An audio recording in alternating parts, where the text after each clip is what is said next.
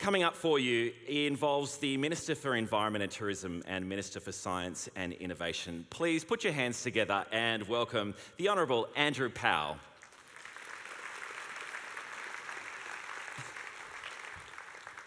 Well, thank you very much, Tim. Good morning, ladies and gentlemen. Shannon, thanks for your welcome.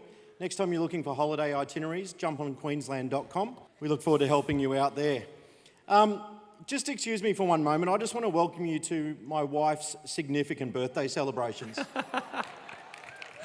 I thought I couldn't think of any better way to celebrate her significant birthday than by putting 700 of my nearest and dearest friends in the one room. So thanks for helping make her day really, really special. In truthfulness, Taryn, thanks for sharing your day with the tourism industry. It's much appreciated.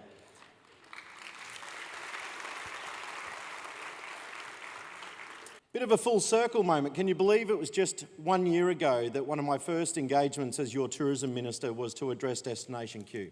Boy, it's been a busy year. Are you exhausted or are you excited? I'm a bit of both. We've hit the ground running because since that day we held workshops in 16 different locations. We held 6 industry sessions. We met more than 1,500 people. We brought you all together with the unified mission of creating a plan that would unleash tourism in our state.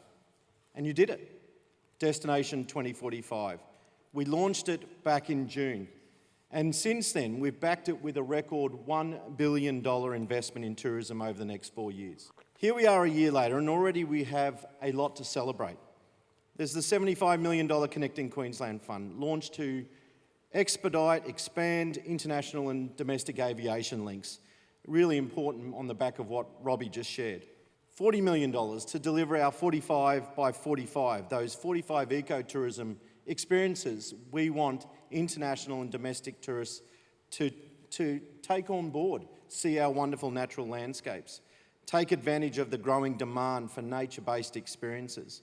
We heard that demand has grown some 50% in the past decade of people wanting to immerse themselves in the environment and create a new generation of conservation warriors. We're off to a pretty good start. We've invested in the next stage of the Wongetti Trail, the Smithfield mountain bike track, Whitsunday Skyway, hello Elizabeth, Palm Island Tourist Development Plan, and also just last week we announced that the Naro track is ready and bookings will be available from the end of November.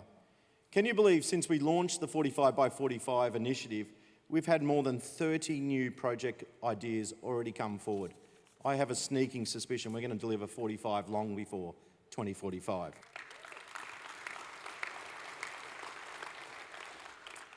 As someone who saw firsthand the incredible benefit of having the British and Irish Lions in town, and not just in town, every time I jumped on a plane to Cairns or Whitsundays, I saw them on those planes as well.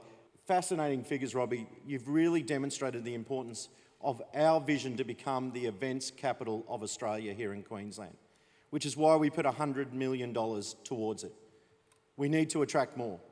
We will bring huge events, whether they be sporting or cultural, to this state, but we will also promote and grow our homegrown events, and I thank the TEQ for the work they're doing in that space. Just a little bit later, you'll be hearing from one of my ministerial colleagues. We're unlocking the potential of our Great Barrier Reef islands, islands like Double Island up in far north Queensland. And we've put $100 million on the table to allow people to see and do more across this great state through both of our new infrastructure investment funds. And I just got told this morning that our regional tourism infrastructure fund has had 347 applicants. So thank you. I suspect many of you are in the room today. We've got a real challenge to work out how that fits into $5 million. Leave that with us. But that brings us to today. And I'm very pleased to announce, along the lines of what we've just been talking about, that the Crisafulli government is firing the starting gun on a brand new and expanded trans-urban bridge to Brisbane. It's a coup for the Running Festival. It's going to now join the Events Management Queensland's major event portfolio, sitting alongside ASIC's Gold Coast Marathon from next year. With EMQ's proven expertise, especially in growing the Gold Coast Marathon and turning it into not just a running race, but a festival, it will turn the Bridge to Brisbane into one of the world's premier running events. we're setting the stage for Queensland's largest fun run to become a global benchmark. It will attract visitors from across Australia and around the world, further securing Queensland's reputation as that events capital of the nation. And congratulations to Ben and his team on that coup. Look forward to celebrating that further in the run-up to 2032. But ladies and gentlemen, today DestinationQ is all about you, the industry. Tourism is the lifeblood of our economy. It props up our regions. It supports at least 1 in 11 jobs across the state, 1 in 6 in the far north, 1 in 4 around Whitsundays. It's why at the heart of Destination 2045, the Crucifili government is proud to partner with industry to achieve growth.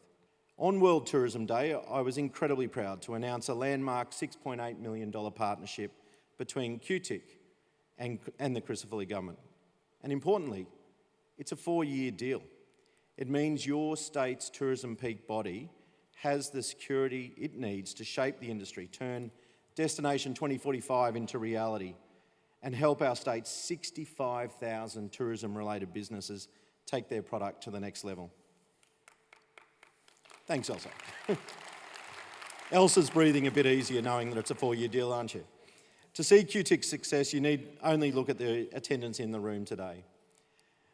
Our new 4-year deal also allows for the Tourism Business Capability Subsidy to increase the number of businesses with a recognised tourism accreditation.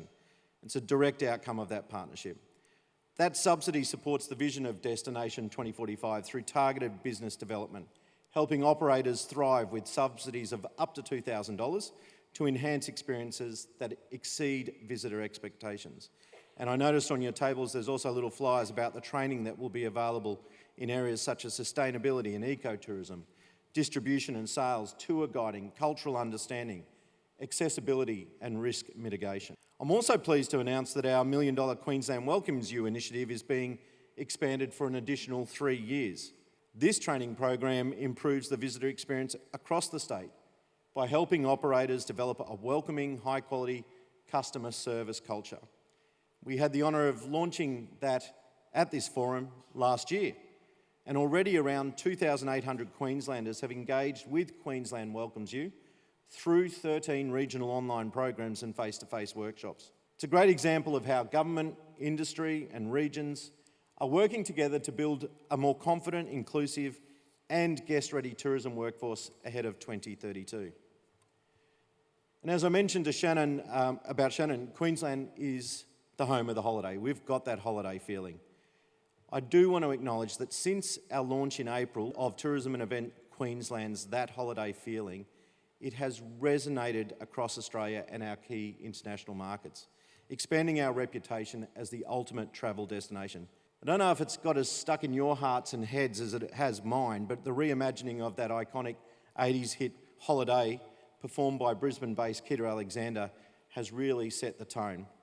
And the fact that we can replicate it across the regions and right down to your business allows the campaign to highlight our state's iconic landscapes and experiences while showcasing our lesser known but equally as compelling attractions. It's inspiring repeat domestic travel as well as first-time international visitation. Do you know what? It's done so well, it's even impressed the ARIAs. That holiday feeling has been honoured with a prestigious nomination at the 2025 ARIA Awards for Best Use of an Australian Recording in an Advertisement, with awards to be announced next Wednesday, so fingers crossed.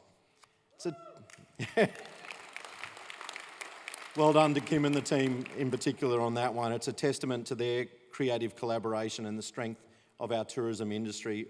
It's great that it's now getting free promotion through the ARIAs on the national stage, so long may it continue. This exceptional fresh start we've had over the last 12 months makes you wonder what else is possible in the months and years ahead to deliver on Queensland's tourism future. You know what I want to see. I want to see a global leader in ecotourism.